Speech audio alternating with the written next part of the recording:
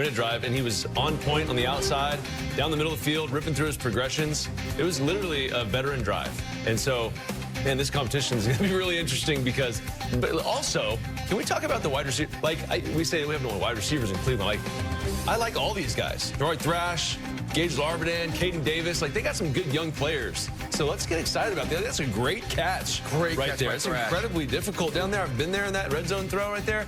Difficult. This one's a little bit easier, but great job seeing the corner fall off. He was trying to double team the back. Great job. See, double clutch, found his open receiver. I thought Dylan played fantastic. And with a double clutch, he gets the safety, bad eyes, right? Safety drops the inside receiver, so he gets open. Excellent. Look, the one thing that I loved about it, we talked about this pregame, guys, when you put a quarterback in at that situation like they did with Gabriel, the coaching staff wants to evaluate him, see how he runs the 2-minute. Well, he took him down the field. They manipulated timeouts. He wasn't afraid to go to the middle of the field if that's what got him there.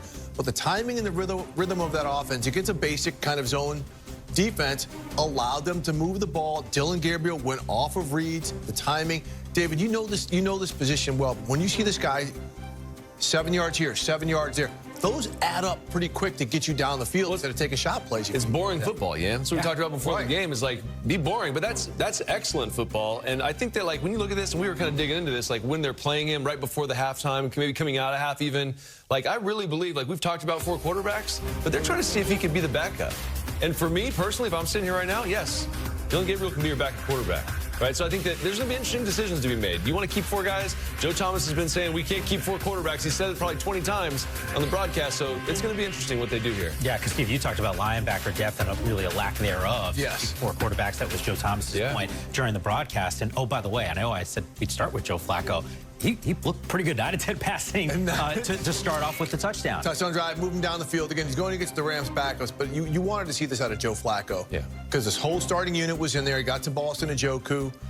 Made some attempts to Jerry Jeudy, but just the whole flow, the way they operated with the run-pass game, that's what you want to see out of your starting unit, David, when you're coming out in a game like that. Yeah, like I said before the game, he looked exactly like he did 10 years ago when I played against him. I mean, but he's still slinging it. And there's no lack of velocity. There's no lack of anticipation and timing. That's a great run, by the way, after the catch. But I thought he played fantastic. I mean, he did exactly what you wanted him to do. This is a great throw. You got pressure in your face, slides just enough, still has mobility enough to make throws. So I thought Joe played great. You know, as we were watching sort of the beginning of the game unfold, I'm thinking to myself, hey, like, this is a young wide receiver core. To have a guy like Joe Flacco, this might be a good thing. And then Dylan Gabriel comes out, rookie quarterback, and obviously plays pretty well here. Really significant news. Even Bosich, who is the team's center, out with the knee injury. Keep in mind, this is a guy who started the last 3 seasons. So talk about some uncertainty at that quarterback spot outside of Joe Flacco. Talk about an offensive line. Is certainly the leader of that unit. So as soon as we get an update.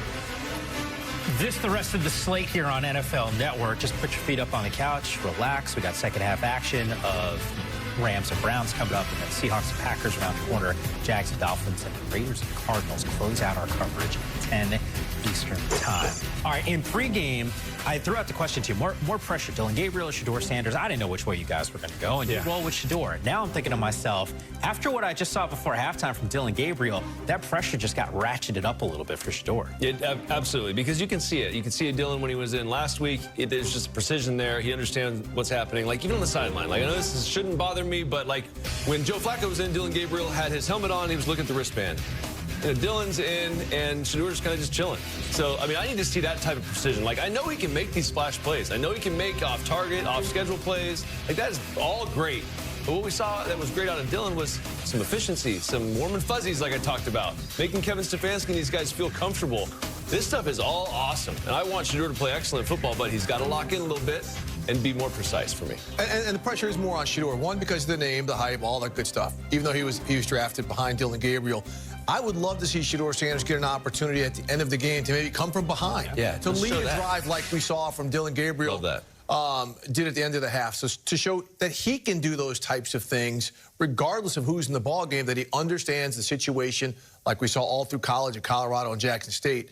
The bigger the moment, the better he played. Maybe he gets a big moment here to show himself. Great. Yeah, but you need that opportunity to come, and things need to fall into place, and maybe they do. But if they don't, did Dylan Gabriel just stamp himself as the backup? Look, I'm not Kevin Stefanski, but I've seen enough out of Dylan to make him my backup quarterback.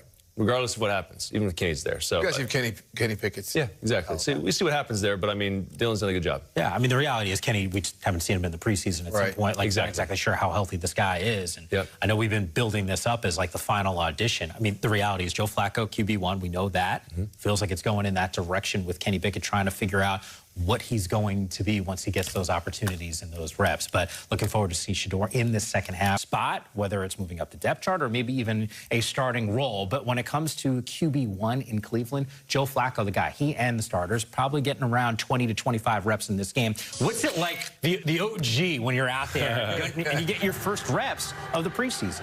Honestly, just talking to Joe when I went out there to Cleveland, I think he's excited about this. It seems like he still loves the game. He's very healthy. He's got a live arm.